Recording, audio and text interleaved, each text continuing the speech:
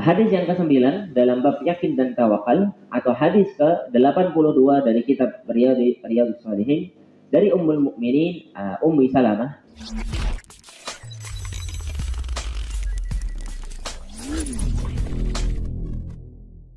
Setelah peristiwa ini turunlah sebuah ayat dari Al-Qur'an, ya, Quran surat At-Taubah, ya, Quran surat At-Taubah juz 10 pada halaman ke-12 paling bawah, Pak.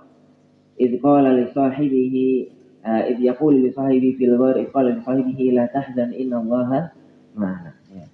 Sebuah kisah di dalam sebuah gua, ya, ketika seseorang berkata kepada sahabatnya, yaitu seseorang itu Nabi Muhammad berkata kepada sahabatnya itu Abu Bakar, la tahzan, janganlah engkau bersedih, innallaha ma'ana, sesungguhnya Allah bersama kita. Langsung turun ayat sebagai bentuk pemuliaan, sebagai bentuk pentingnya kisah hijrah Rasul, pentingnya tawakal Rasulullah Sallallahu Alaihi Wasallam kepada Allah Subhanahu Wa Taala. Sekalipun beliau adalah seorang nabi, seorang rasul, bahkan nabi rasul terbaik, bahkan nabi rasul yang paling akhir, ya, paling akhir.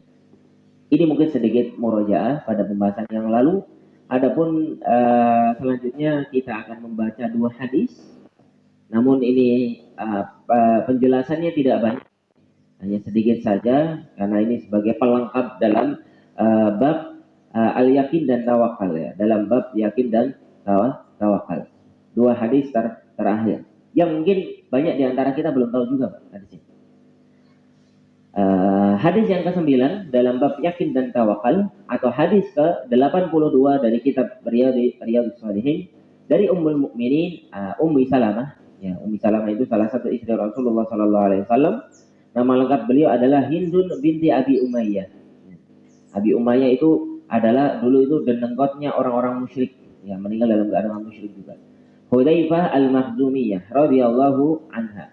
Bahwasanya Nabi Muhammad Sallallahu Alaihi Wasallam, ya, Ummu Salamah ini menceritakan kebiasaan Nabi, menceritakan bagaimana keseharian amaliyah perkataan perbuatan Nabi Muhammad Sallallahu Alaihi Wasallam. Kenapa banyak para istri Rasul yang meriwayatkan hadis? Ya karena mereka hidupnya sama siapa, Bu? Hidupnya sama siapa para istri Rasul? Sama Rasulullah langsung sama Rasulullah. Ya. Ketika beliau di rumah mau pergi, ya, adab-adab di rumah, adab-adab di kamar, adab-adab berdandan, ya, adab-adab di kamar mandi, ya, adab-adab suami istri, yaitu yang meriwayatkan siapa? Para istri Rasulullah Sallallahu Alaihi Wasallam. Karena memang secara posisi beliau-beliaulah yang paling dekat, ya, kepada Rasulullah Sallallahu Alaihi Wasallam. Nah, Ummi Salamah ini menceritakan, ya, salah satu kebiasaan atau sunnah Rasulullah Sallallahu Alaihi Wasallam, ya. Bagaimana? Yaitu ketika apa? Ketika Rasulullah Sallallahu Alaihi Wasallam idza kharaja, keluar dari rumahnya, beliau selalu berdoa. Kalau mayoritas kita keluar dari rumah melakukan perjalanan, ya, ke masjid, baik perjalanan dekat atau jauh, terutama yang jauh, nah, kebanyakan dari kita akan berdoa. Bagaimana doanya, Pak? Bismillahi tawakkaltu 'ala Allah, kemudian la haula wala quwata illa billah. Dengan nama Allah Subhanahu wa taala, ya, aku bertawakal kepada Allah. La haula, tidak ada daya, wala quwata, dan tidak ada kekuatan. La haula wala quwata illa billah. Nah, kecuali Allah Subhanahu wa taala. Inti bentuk tawakal kita kepada Allah. Setelah kita bertawakal, kita memuji Allah. Tidak ada daya, tidak ada kekuatan kecuali Allah. Nah, pada kedua hadis ini kita akan diajarkan oleh doa yang lain, ya. Jadi doa itu nggak hanya satu, ya, bagi doa dalam melakukan sesuatu itu tidak hanya satu. Kalau ada riwayat yang lain, ada dalam beberapa doa, ya doanya cuma satu doang, nggak ada doa yang lain. Dalam beberapa hal, ya, doanya itu banyak, tergantung dari sering amal tersebut dilakukan. Contoh misal sholat, ya. Doa ketika sujud ada banyak versi. Semuanya boleh selama itu riwayat yang sahih. Termasuk diantaranya adalah apa? Safar atau berpergian. Mayoritas kita berdoa Bismillahirrahmanirrahim, 'ala Allah, la haula wala quwata Iya. Di antara yang lain yang selain ini yang cukup terkenal, cukup panjang, ya.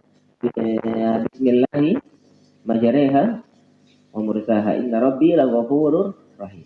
Di antara doa yang lain dan ini juga dari ayat Allah Subhanahu wa taala, subhanallazi sakhkhara lana hadza wa ma kunna lahu muqrinin wa inna ila rabbina lamunqalibun. Kemudian dilanjutkan dengan doa yang cukup panjang, ya.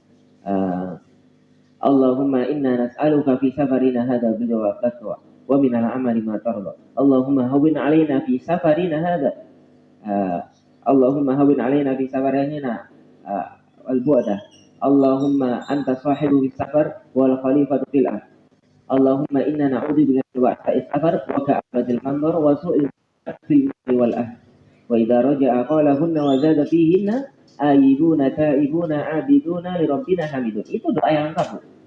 Itu doa yang lengkap. Sebagai bentuk apa? Semakin panjang doa yang kita lakukan, semakin panjang doa yang kita munajatkan kepada Allah Subhanahu wa taala, maka ya semakin tinggi juga tawakal kita kepada Allah.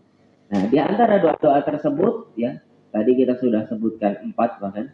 Kita tambah di hadis ke-82 dan hadis ke-83 dan kita sedikit membahas artinya atau makna. Nah, bagaimana doa safar Rasulullah yang diriwayatkan dari Ummi Salamah? Dimulai dengan apa, Pak? Selalu kita mulai dengan apa? Bismillah. Bismillah dengan menyebut nama Allah, tawakal Allah. Bertawakal kepada bertawakal. Jangan nggak usah berjimat ya, Bu. Orang-orang tawakal tapi masih berjimat, masih nggak percaya. Tawakal menganggap ini jimat karena jimat ini Allah ngasih perlindungan. Nah, ini nggak benar. Ini nggak benar. Itu adalah satu bentuk ya cacat dalam tawakal. Lalu udah tawakal kok masih bawa jimat. Atau ketika di perjalanan ya, ketika di perjalanan ya kalau sudah tawakal sama Allah maka nggak usah melakukan hal-hal yang sifatnya klinik. Contoh yang beberapa kali dulu kita pernah bahas ya. Melewati tempat yang angker harus ngapain dulu, Pak? Ya, ngelakson berapa kali? Nah, 3 kali. Ini bentuk tawakal. Iya. Nah, melewati suatu tempat harus tunduk dulu bisa. Harus tunduk dulu. Sungkem dulu sama yang penunggu pohon misalnya. Itu bentuk kekurangan tawakal kita kepada Allah. Maka hal-hal seperti itu ya harus klakson ya, harus ngedim ya, harus double send apapun jenisnya lah. Apalagi harus ngasih sesajen misalnya itu sudah bentuk kesyirikan. Bahkan termasuk ngedim ya, klakson 3 kali itu bentuk kurangnya tawakal kita kepada Allah. Kenapa? Karena kita masih takut sama sosok penunggu jin yang di situ. Itu kalau benar, kalau memang ada. Kalau nggak ada, ya kita cuma dibodohi saja. Hal-hal seperti itu harus kita hilangkan. Kita kembali lagi ke doanya. Bismillahi tawakkaltu 'alallah. Nah, ini sudah paham, insyaallah kita sudah tahu semua artinya. Allahumma inni. Nah, dalam safar dimulai dengan doa apa di sini? Dengan doa a'udzu. Apa artinya a'udzu? A'udzu billahi minasyaitonir rajim. Qul a'udzu birabbin nas. Qul a'udzu birabbil falaq. Artinya apa a'udzu? A'adza yu'idu a'udzu. Artinya apa? Memohon perlindungan. Kenapa ketika safar kita dalam doa ini langsung minta perlindungan? Kenapa? Karena dalam beberapa hadis Rasul pernah menjelaskan inna minal safari adab ya. Karena apa? Karena sebagian di antara safar, bagian di antara sebuah perjalanan itu ada azab, ada cobaan, ada siksaan tersendiri. Entah jaraknya yang jauh, entah barang kita tiba-tiba apa hilang, pasti jenengan sudah pernah melakukan. Entah kentean bensin baru berapa hari yang lalu saya kentean bensin. Ini juga ujian dari safar. Entah apa tersesat Ya, entah barangnya hilang, bensinnya habis, tersesat, atau hujan deras, badai, ya, kemudian sakit dan yang lain-lain. Maka ya dalam safar itu banyak cobaan. Belum lagi teman safarnya itu orangnya nggak enak misalnya, ya kan? Teman duduk sampingnya orangnya nyebelin misalnya. Kita nggak suka sama dia, itu juga sebagai bentuk ujian, bentuk ujian. Belum lagi debat sama pemimpin safar dan yang lain-lain, banyak sekali. Dalam sebuah perjalanan itu ada apa? Ada ujian, ada cobaan. Ya, ada ujian, ada cobaan. Ya. Dan kita bisa tahu karakter seseorang dari apa? Dari sebuah perjalanan. Sebagaimana nasihatnya Umar bin Khattab radhiyallahu. Nah, kita kembali lagi. Maka Rasulullah langsung mengajarkan untuk apa? Mohon perlindungan sama Allah. Allahumma inni a'udzubika, ya Allah, aku berlindung kepadamu an adzilla, dari apa? Dari musibah apa? Tersesat, ya. Kalau an adzilla ini tersesat karena dirinya sendiri. Au udalla, atau tersesat karena disesatkan oleh orang lain. Tersesat oleh dirinya sendiri atau tersesat oleh orang lain. Au azalla, au azilla, au uzalla. Di sini dijelaskan, ya. Au azilla, au azilla, au uzalla, ya. Minaz zalal, yakni khata', ya, melakukan kesalahan. Ketika safar kita minta perlindungan dari Allah agar tidak melakukan kesalahan. Azilla, yang kesalahan itu kita sendiri yang melakukan. Au uzalla, atau kesalahan karena orang lain sehingga kita terkena musibah. Nah, ini sering sekali. Rambutan ya. Nah, saya kemarin baru membaca beberapa jurnal atau beberapa penelitian. 5 dari 6 ya, kecelakaan di jalan pemotor itu 5 dari 7 ya. 5 dari 7 kecelakaan dalam bermotor di jalan raya, ya. 5-nya itu perempuan, 2-nya itu apa? Laki-laki. Ya, 5-nya itu perempuan, 2-nya itu laki-laki. Tapi nggak mutan ya Bu ya. Karena memang mayoritas di jalan ya ibu-ibu tuh kadang sennya kiri, belok balik, nggak enak. Putar balik malah, putar balik. Kadang ya nggak pakai helm, atau mungkin nggak ada spionnya. Ya, kita kadang di perjalanan, di jalan itu sudah lengkap, ya. SOP-nya jelas, ya. Pakai helm, pakai ini, bensin penuh, ya. Motor habis diservis, habis ganti oli dan lain-lain. Tapi qadarullah karena kelalaian orang lain, akhirnya kita ikut apa? Celaka. Terjadi apa tidak, Bu? Terjadi, bahkan banyak. Maka termasuk dari tawakal kita kepada Allah, melindungi diri kita dari kesalahan orang lain ya dalam doa ini. A'udzubika au azilla au uzalla, ya.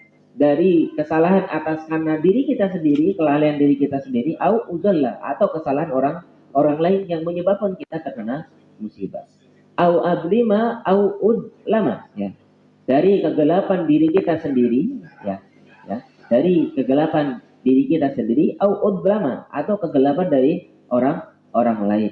Kegelapan dalam artian ya bisa diartikan disesatkan, bisa, atau dijerumuskan di jalan yang tidak baik, itu bisa. Au ajhala au yujhala alayya. Ajhala ini saya baca caranya loh. Asbahu au yujhala alaiha au yasbahu alayya ahad, ya. Atau kita minta perlindungan kepada Allah Subhanahu wa taala dari apa? Ajhala, nah, membodohi diri kita sendiri. Au yujhala, atau dibodohi oleh orang lain, ditipu, dibodohi oleh orang lain. Karena memang dalam perjalanan itu banyak ujiannya, banyak cobaan. Sebagai bentuk tawakal kita berdoa sama Allah. Jadi kan kalau mau hafal doa ini, monggo, ya. Apalagi kalau perjalanan kita ini perjalanan yang cukup riskan ya Pak ya. Bukan berarti rumah ke Istiqlal insya Allah aman ya. Misal perjalanan bisnis ke tempat yang jenengan itu tidak tahu itu di mana. Ya, yang penting ada pertemuan bisnis di situ, harus ketemu sama klien. Kemudian melakukan perjalanan dengan yang jenengan pun juga tidak tahu dia siapa, tapi dia yang mimpin perjalanannya. Hanya ngikut, hanya ngekor saja. Sehingga dipenuhi dengan rasa takut, dipenuhi dengan rasa galau, rasa overthinking, bingung, ya. Lakukan doa ini, baca doa ini, sembari dipahami, sembari yakin sama Allah. Bismillahi tawakkaltu 'ala Allah. Allahumma inni a'udzubika an adilla au udalla, ya. Menyesatkan diri sendiri atau disesatkan oleh orang lain. Au azilla au uzalla, dari kesalahan karena kelalaian diri sendiri atau kelalaian dari orang lain. Au adlima au udlama, ya. Dari kegelapan keburukan diri sendiri atau kegelapan keburukan dari orang lain. Au ajhala au yujhala alayya, dari membodohi diri sendiri atau dibodohi, ditipu oleh orang lain. Hadis riwayat Ibnu Majah, dan ini adalah hadis yang Abu Daud dan Tirmidzi, dan ini adalah hadis yang sahih. Nah, ini.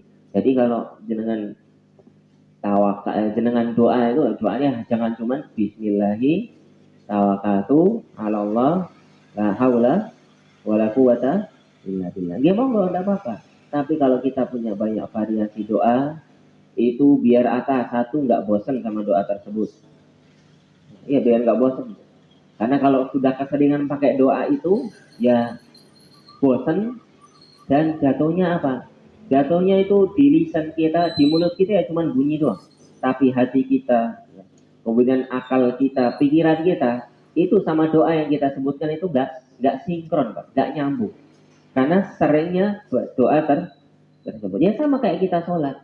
Doanya itu aja.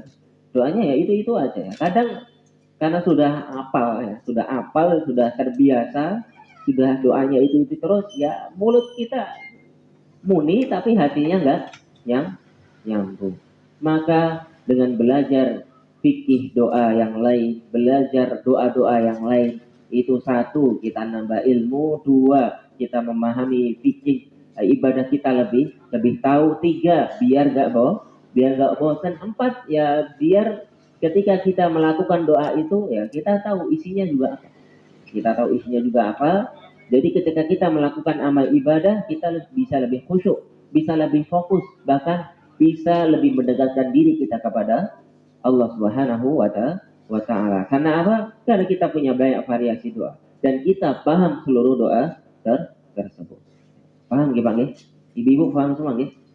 Jelas ya, insyaallah. Dalam hadis yang selanjutnya masih membahas tentang bab yakin dan tawakal, yakni hadis yang ke-10, ya. Ini juga doa juga, ini juga bahas doa juga.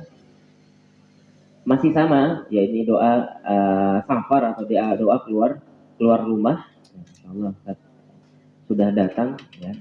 Kita baca saja hadisnya ini sampai selesai, ya. Masih sama dengan pembahasan hadis yang ke-9, ya, yakni doa keluar rumah dengan berbagai versi, ya. Kalau yang hadis yang ke-10 ini diriwayatkan oleh Abu Dawud, Tirmidzi, Nasa'i, dan yang lain-lain. Nah, bagaimana doanya? Rasulullah sallallahu alaihi wasallam mengajarkan kepada kita, bismillahi tawakkaltu 'ala Allah wala haula wala quwata illa billah. Ini kalau ini doa kita sudah hafal belum, Pak? Insyaallah sudah, ya. Maka apa saja yang akan kita dapat ketika kita membaca doa ini, yuqalu lahu hudita wa kufita wa wukita wa tanahha anhu asyaitan. Maka doa yang sering kita baca ini ketika kita mau safar, ya, insyaallah Allah akan berikan kepada kita hidayah, Allah akan berikan kepada kita kecukupan, dan akan menjaga kita dari apa? Syaitan. Baik itu setan dari manusia ataupun setan dari apa? Dari bangsa jin. Nah, ini dua hadis terakhir dalam bab yakin dan tawakal, ya, sebagai bentuk yakin tawakal kita kepada Allah. Maka Rasul mengajarkan beberapa doa-doa, ya, sebagai bentuk yakin tawakal kita kepada Allah. Kenapa? Karena kalau kita beramal tapi nggak berdoa, berarti kita sombong, merasa nggak butuh Allah, merasa bisa. Itu itu nggak bisa Pak. Itu sombong. Amal tanpa doa itu sombong, ya. Doa tanpa amal itu apa? Bohong. Ya. Cuman doa tok nggak mau beramal, itu bohong. Ini mungkin yang bisa saya sampaikan, ya. Semoga ada manfaatnya untuk para jamaah sekalian. Insya Allah pada pertemuan yang akan datang kita akan memulai bab yang baru dalam kitab Riyadhus Shalihin, yakni bab yang ke-8, babul istiqomah, bab istiqomah. Ya mungkin setelah ini akan kita bahas bersama Ustadz, ya, yakni beristiqomah dalam berdakwah, insyaallah. Saya tutup billahi taufiq wal hidayah. Assalamualaikum warahmatullahi wabarakatuh.